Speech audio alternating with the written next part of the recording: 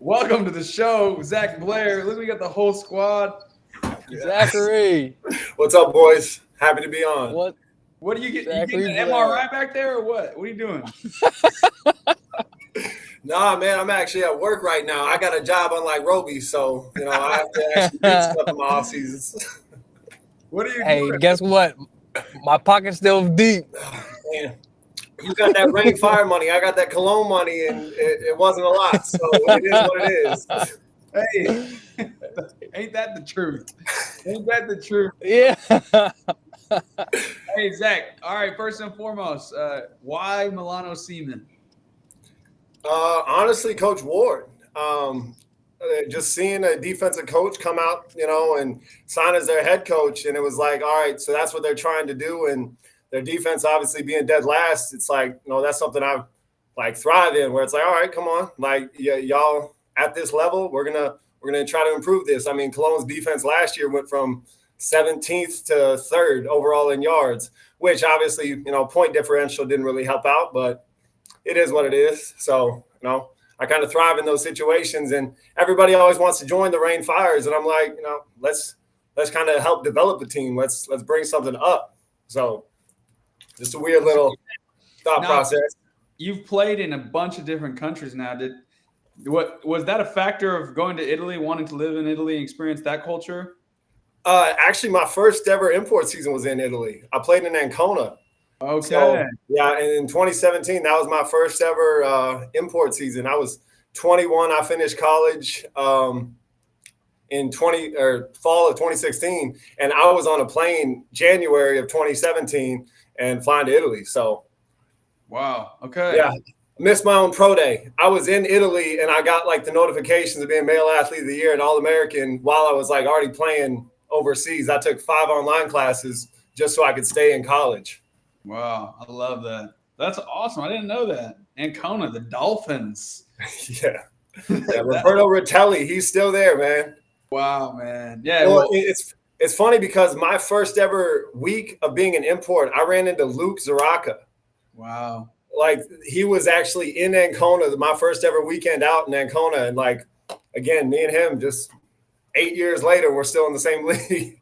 Yeah, man. Well, that's the coolest part about being a part of European football out there is it's kind of all the people who've been around at this point all know each other, and it's almost like we were all part of kind of building this thing up, getting it really going, and now this league happening is just really cool. Yeah, man. Obviously, Coach Ward was my coach last year. Tell me about your process. Did he reach out to you? Did you reach out to him? How did that start? Actually, I shot him a message out of the dark in November, and I messaged him on Euro Players. So I haven't used Euro Play. Yeah, I haven't used Euro Players in years. So because every ELF contract I've ever gotten was on Instagram. Yeah. So because that's usually my form of getting that social media out there, and I was laughing because. I just kind of shot him a message one night, and then I heard back, and within a day I was on the phone with the president and signed. Dang, man. It's just a massive blessing too. I'm just thrilled, man. It's 4 teams in 4 years in the ELF. It's been an adventure. I wish I would have had some form of continuity and been able to re-sign with a lot of the teams, but between Stuttgart's whole coaching staff getting fired, then Istanbul Rams falling out, and then whole coaching staff in Cologne getting fired, it's kind of a difficult process to stay on with the team because, as we all know, new coaches means new players. Nobody wants to keep in the old coaches' system. Yeah, man, absolutely. But here's the thing: a lot of players. I mean, there's some people like Roby who will stay in the same place for a long time. Who else? Nick, my boy Nick. Nick never left Swavage Hall. That dude played in one place, and that was it. And I was the guy who liked to bounce around because I personally liked getting to take the opportunity to go and see all these different places because I think probably after my second year in Europe, I was more interested in experiencing the different places around Europe. And so it was almost more of attractive to go to a team that maybe not as good, but in a cool place than staying at the team just for the sake of football. And now you're getting to is it 4 countries in 4 years as well? 2 years in Germany. Studied Stuttgart and Cologne. So very vastly different parts of Germany, but I mean, yeah, still same country. Yeah. So now, because his internet's trash, he asked you in the chat, what's one thing you liked or took away from each of the ELF teams that you've played for? I would honestly say my teammates. I got mad love from all my teammates. I mean, just to have that little, the aspect of like being a captain and being a leader on each defense, where it's like that's the value of having an American linebacker. Between Dale and AJ, I mean, there's only 3 left in the entire league, and to top it off, we're all in different conferences. So I talk to each of them every week and just kind of give that motivation, like, hey, we got to bring this back because DBs are taking over and everything's turning into air raid offense. Yeah.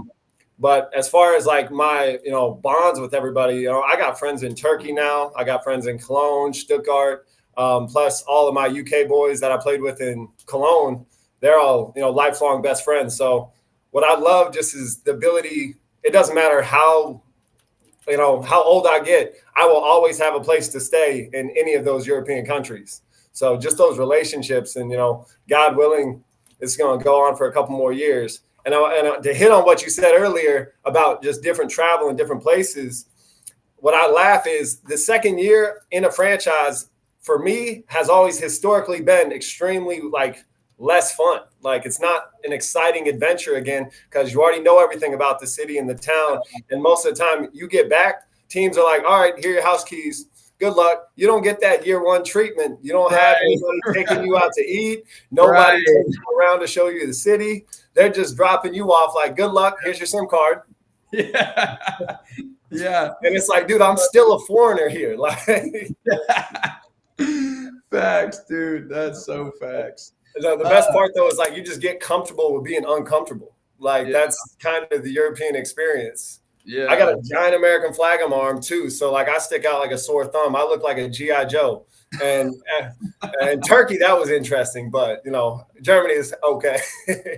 Dude, I love that you message Coach Ward on Euro players, bro. Like that's like that just like states your age, bro, because nobody's using Euro players anymore. Hey, dude, I'm only 28. People always get this mixed up, but like I've just been out there a long, long time. Yeah, well, that's it, man. Roby, we're talking about Euro players and how if you're using Euro players, that's the sign that you're an old person. Yeah. Yeah. Right now, you just got to use it's kind of like college again, man. You got to just use your social media for real. That's what's insane. Like when you said that, it made me realize like that's actually true.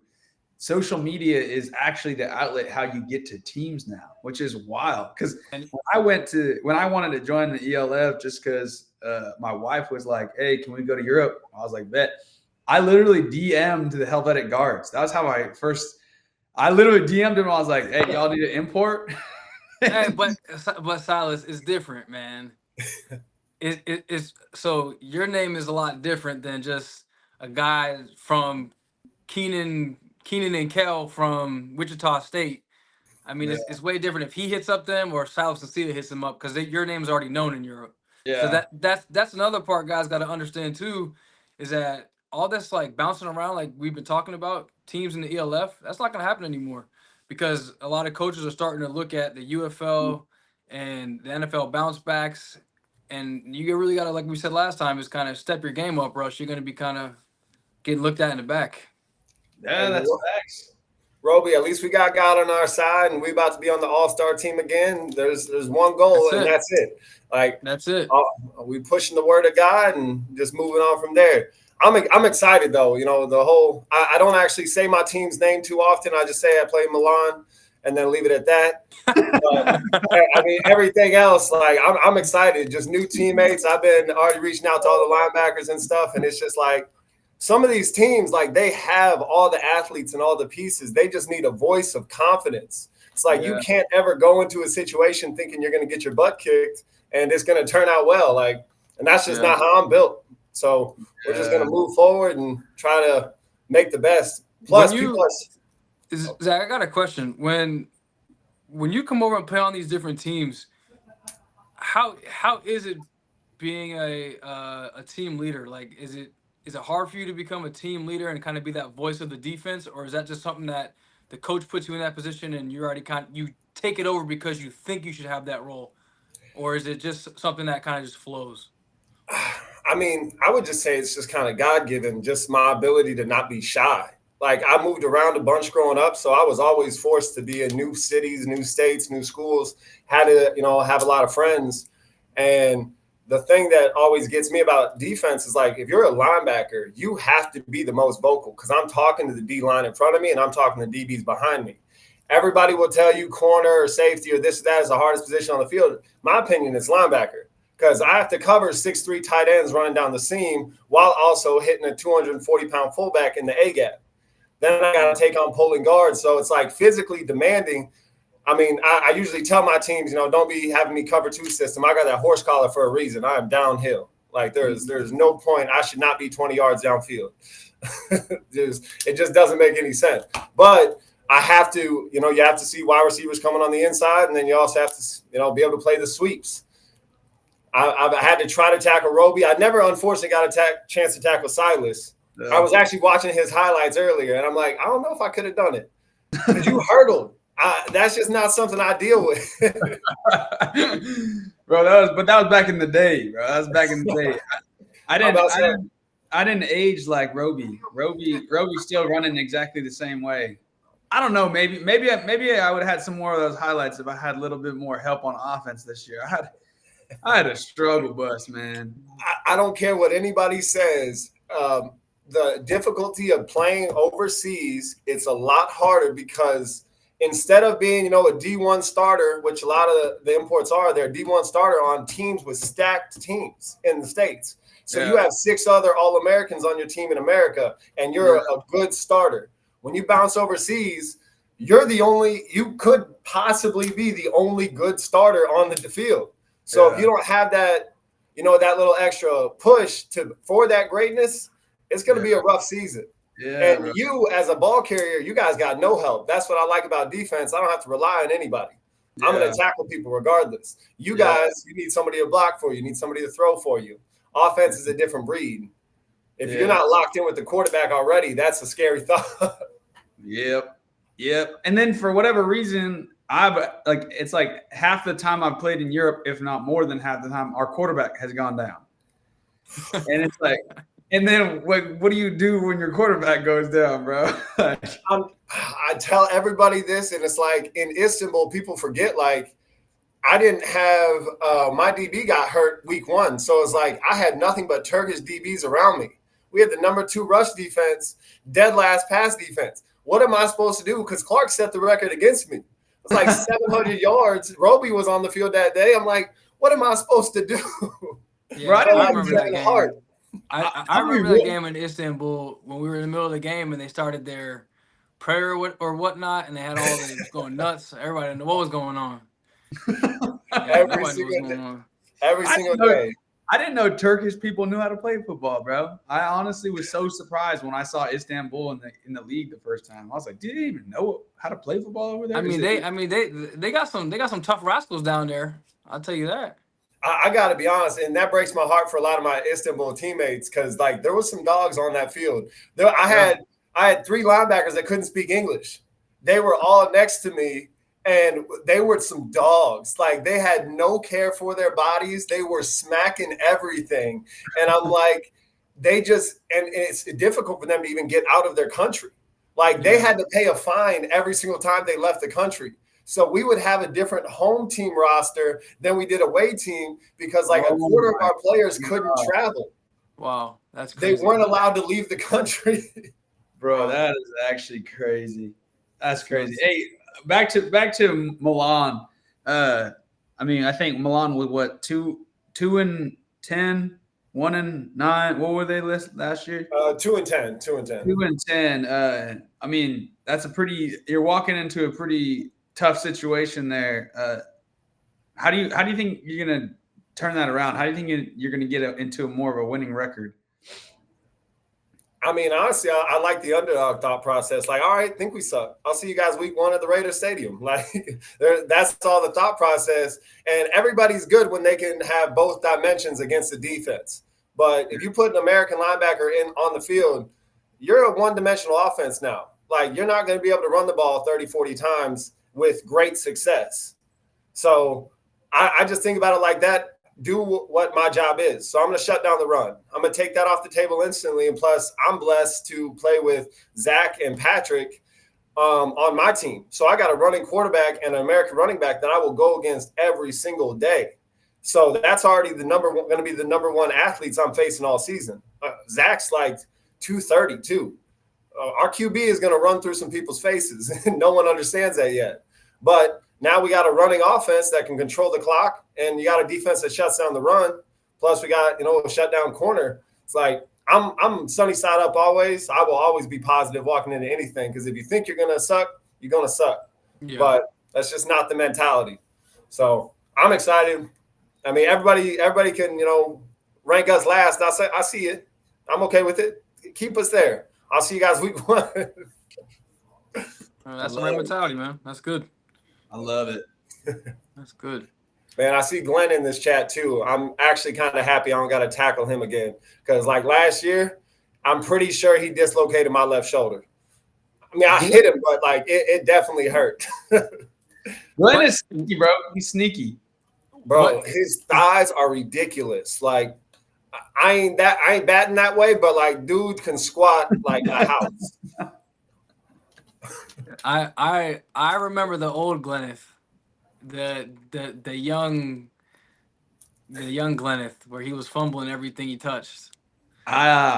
He's worked his butt off. Glenn has worked his butt off, and he has become a monster. Bro, he's in the league leading in Russia right now, right? Glenn is a monster. Yeah, he's number 1 all time in the ELF though, right? Yeah, he is. He turned. Glenn, how old are you? I know you're in the chat. Yeah, Glenn's like 35, right? Nah, no. How old is Glenn? Glenn got to be in his 27, 28 age, right? No, he's my age. So Glenn's hitting stride. He had his young days where he was fumbling, stumbling, bumbling. Now he hitting stride. What's even crazier is I met Glenn in Poland. I coached Glenn during COVID season because he played in Poland. I was a special teams coach. Dang. Wow. Zach, what are you most excited about off the field in Milan?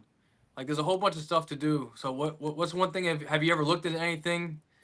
So obviously, Roby, as you know, on my adventure this year with Christ, the first what was it in like 1500s, Christianity came to, or no, it was way before that, but Christianity came to Milan first. Okay. So I'm going to go see all those historical sites and definitely hit up a bunch of churches. Priority number 1 is finding a church community when I get in. I've enjoyed that lifestyle of import stuff. You guys were already talking about the red light district. Calm down, Silas. I never went, man. I never went. Nah, but I went. I never paid. We gonna get canceled one day, boy. Bro, this is ELF live, man. It's live and live in color. It's real. It's not. Also, this is the best part about where we're at right now with these leagues is it's so small that we could get away with a lot more than if we were in the NFL, man. Well, dude, I don't know, man. The NFL. The sensitivity of the cancel culture has just gotten a little bit out of hand, but not in Europe. Europe is still good, and I do not want to bring that cancel culture to Europe. Somebody asked me about John Gruden the other day, and I just straight ignored the message because I just don't do that clickbait stuff. Like, I think that's going to be awesome to kind of get his input and his insight, bro. He won a Super Bowl, didn't he? Yeah, that's what I'm saying. Man, like that's going to be dope. People always, behind closed doors, we all got stuff that goes on, but just to have that mind in the ELF along with some of the other coaches, but to have him, and that's going to be dope, bro. It's brilliant, and I'm actually excited too on that extra point to like play against a Joe Thomas coached O-line. Like I get to face Munich week 2 and week 10, and that's like pump me up. Like Like, let's get after it. Like, that's cool. That's huge. Yeah, that's I think that's one thing the ELF is doing a great job of is kind of getting this infrastructure of high level coaching in, something that we definitely missed in the past of European football, but European League football is doing stuff right for real. You know what we should do, bro? We need to institute like a players organization that can like input on the league and stuff. Like create some sort of like former players. Why are you shaking your head, Roby? I thought what you just said. I thought about that last night. Honestly, I literally thought about that last night about being like a liaison to going around and talking to imports and stuff like that about how all this stuff should run. But I don't know, man. I got to see the inner workings of kind of how the ELF is run, I would say, before we kind of got a players thing up there and had all these guys. I mean, we had the players panel thing where guys go in and they voice their opinion, but it's just kind of is a lot. There's a lot that goes into that, I would say, for sure. Well, I mean, you don't have to be connected to the league. I mean, we can meet and talk about how to help essentially grow the game the best way possible. And the players have like some of the best insight on what's actually going on. They muted him. They canceled him. Roby got canceled. I mean, overall, like I think what the league is doing right now is just extremely impressive. Like I remember when it started, I was playing in Poland and I got the call, like my team in Poland got knocked out of playoffs. And a week later, I was on a flight to Stuttgart. And we were playing Leipzig Kings that weekend. And that was when the league had just started. And I was just shocked that there was fans at a game. I was coming from Poland, Italy, and Finland. And like, you play in front of, your teammates' moms. And that's about it. And then I went to Germany. I'm like, wow, like Germany is like devoted. And I appreciate all the fans from Stuttgart to Cologne. I mean, even Rainfire, they were in my DMs talking trash. Like, I love it. Where it's like, that's cool. Like, it's a fun aspect. And we're not famous, but you might get a little glimpse of like, oh, wow, people actually know who I am. And like, that's very humbling. And I'm extremely grateful for it. Like the league has blessed me beyond, all belief. Like it gives me a voice and a possibility to, preach the word of God, and especially where I'm at too. It's been one of my best off seasons I've had. And after blowing out my elbow last season, it's been exciting. Well, yeah. Silas, what time we wrapping this up? Because I think my boss just texted me. I was gonna say, I mean, we just been going, man. Nick is the guy who like kind of keeps us going down some sort of path, and he just is gone. So I know it just turned into like a 3-person podcast. I enjoy it, but like, what are we getting back to? Hey. You should. All right, man. We appreciate having you. Get back to your job at Planet Fitness. Hey, Evolve Fitness, okay? All right, man. Make sure no lunks are out there. Make sure you hit the lunk alarm. Hey, God bless, boys, and thanks for having me on. Nalf, it was a shame that you couldn't be here. Yeah, hey, by the way, everybody go down Quiver. It's a great app. Thanks for coming, Zach. Yes, sir. Have a good one, boys. Yep.